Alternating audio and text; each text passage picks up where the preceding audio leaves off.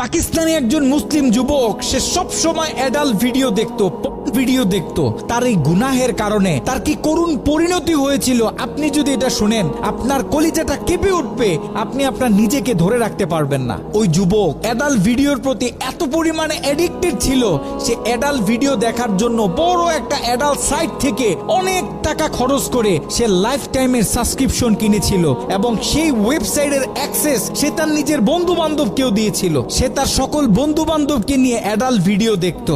ঘটনাক্রমে একদিন যুবক ভয়ঙ্কর গাড়ি অ্যাক্সিডেন্ট করে মৃত্যুবরণ করলো। তার লাশটা যখন বাড়িতে নিয়ে আসা হলো, এলাকার মানুষ তার লাশ দেখতেছে, অনেকে বলতেছে এই ছেলে তো নামাজ পড়তো, এই ছেলে তো রোজা রাখতো, এই ছেলেটা ভালো ছিল। কিন্তু তার ভিতরে এত ভয়ঙ্কর একটা গুনাহ যে ছিল, এটা তার বন্ধু বান্ধব ছাড়া অন্য কেউ জানতো না।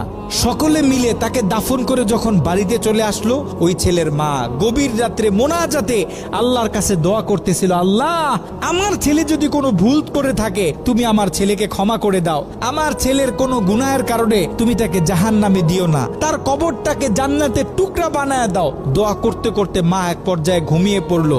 মা যখন ঘুমিয়ে পড়লো, তিনি স্বপ্নে ভয়ঙ্কর একটা দৃশ্য দেখলেন। তিনি দেখতেছে তার ছেলের কবরে আল্লাহ পাক জাহান্নাম থেকে কিছু ফেরেশতা নিযুক্ত করলেন এবং ওই ফেরেশতাদের হাতে বড় বড় কিছু কুড়াল, যে কুড়াল দিয়ে সকল ফেরেশতারা মিলে একসাথে তার ছেলের শরীরে আঘাত করতেছে।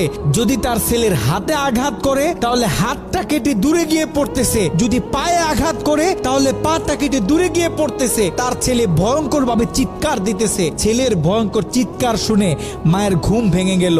মা উঠে আবার তাহাজ্জুদ নামাজের জন্য প্রস্তুতি নিলেন, আল্লাহ তাআলার কাছে দোয়া করতেছেন। দ্বিতীয় দিন গভীর রাতে যখন মা ঘুমিয়ে পড়লেন, তিনি দ্বিতীয় দিন আরো ভয়ঙ্কর চিত্র দেখলেন, যেখানে প্রথম দিন 8 থেকে 10 জন ফেরেশতা দিয়ে আল্লাহ পাক তার ছেলের উপর আযাব দিতেছিলেন, সেখানে দ্বিতীয় দিন 30 থেকে 40 জন জাহান্নামী ফেরেশতারা তার ছেলের উপর আযাব দিতেছিল। তার মা আরো ভয় পেয়ে গেল। তৃতীয় দিন গভীর রাতে ওই ছেলের মা যখন আবার ঘুমিয়ে পড়লো, তৃতীয় দিন তিনি খেয়াল করলেন 50 থেকে 60 জন জাহান্নামী ফেরেশতারা তার ছেলের উপর আযাব দিতেছে, তার ছেলের উপর আক্রমণ করতেছে, তার ছেলে ভয়ঙ্কর ভাবে চিৎকার দিতেছে। দিন যত বাড়তেছে আল্লাহ পাক জাহান্নাম থেকে তত বেশি ফেরেশতা তার ছেলের উপর নিযুক্ত করতেছে।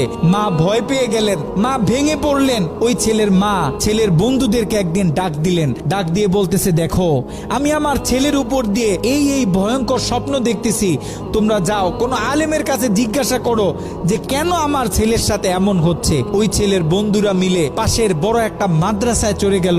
ওই মাদ্রাসায় ছিল একজন শাইখুল হাদিস।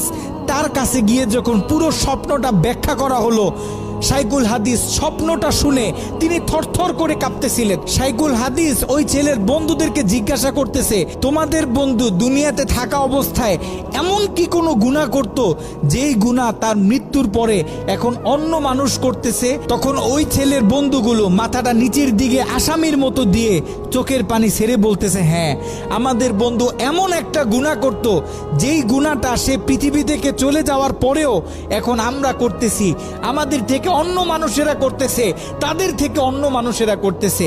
আমাদের বন্ধু অ্যাডাল্ট ভিডিও দেখতো, সে একটা সাইট থেকে সাবস্ক্রিপশন কিনেছিল, সেই মেইল পাসওয়ার্ড আমাদেরকে দিয়েছিল, আমরা আমাদের বন্ধুদেরকে দিয়েছি, তারা তাদের বন্ধুদেরকে দিয়েছে, এরকম করে এটা আস্তে আস্তে ছড়িয়ে পড়তেছে। ওই আলেম বলতেছে, শোনো, তার এই গুনাহ পৃথিবীতে যত মানুষ করবে, দৈনিক যত মানুষ এই গুনাহের সাথে লিপ্ত হবে, আল্লাহ পাক জাহান্নামের তত বেশি ফেরেশতা তোমাদের বন্ধুর উপর আযাব দেওয়ার জন্য নিযুক্ত করে দিবেন। নাউজুবিল্লাহ। যত সম্ভব পারো তোমরা এই ওয়েবসাইটের অ্যাক্সেসটা বন্ধ করার চেষ্টা করো। ওই ছেলের বন্ধুরা অনেক কষ্ট করে সেই অ্যাডাল্ট সাইটের এডমিনদের সাথে যোগাযোগ করতে সক্ষম হয়।